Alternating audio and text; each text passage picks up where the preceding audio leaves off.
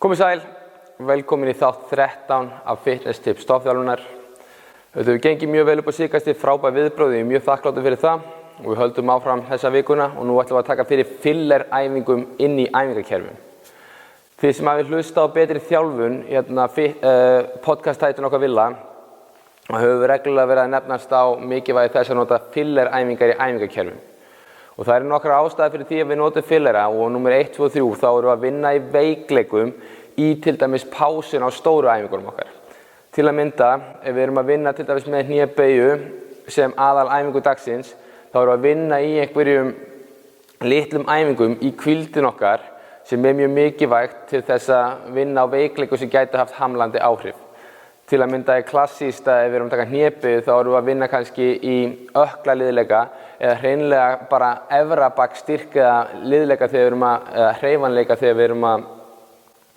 í hvíldinni. Og sérstaklega fyrir ykkur sem eru þjálfara þá er þetta frábær leið til þess að kúnninn upplifi ekki að hann sé bara að hanga og bíða eftir næsta setti því að auðvitað er hann kannski að borga fyrir klukkutíma í þjálfun og þá finnst honum frekar súrt þegar þú ert að taka alvöru þyngdir í hnébeygju og þú ert að fara að hvíla upp í 2-3 mínútur og gera ekki neitt en þarna er hann að nýta tíman í það að framkvæma til dæmis einhverja mobility æfingar eða activation æfingar eða jafnvel hálsæfingar eða gripstyrksæfingar eða eitthvað svona sem þú getur nýtt tíman sem hefur ekki hamlandi áhrif á til dæmis hnébeygjuna. Þannig að það sem þarf að hafa í huga þegar við erum að vinna með filleræfingar er til dæmis hvaða filleræfingar þurfum við að gera. Og eins og ég sagði áðan, þá viljum við alls ekki að filleræfingin hafi áhrif eða hamlandi áhrif á aðalæfinguna. Ef við erum með einhvers konar hopp og þá er til dæmis mjög gott að vinna með gripstyrk á móti. En þarna hefur þetta ekki hamlandi áhrif á hoppin til að mynda. En ef þú væri að vinna í deadlift, þá myndir þú aldrei vinna í gripstyrk því þá ertu klárlega búin að hamla það og getur ráðið við ákveðna þyngd því að gripið er farið þegar kemur að því að framkvæma reststöðulyftuna. Og til að mynda er líka mjög gott að nota filleræfingar ef við erum að vinna til dæmis svona visual, þegar við erum að æfa sem sagt, sjónina og svo líka þegar við erum að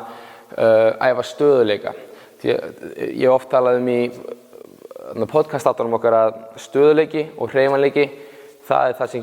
þarf að vera gott sambland af til að geta unnið með gott power. Til að mynda ef veikleikinn til staðar í stöðuleikanum þurfum við klárlega að vinna í honum til að geta framkvæmt betur powerið og svo á móti ef þú ert ekki með nægilega hreyfanleika gegnum liðina þá er mjög mikilvægt að vinna í þarna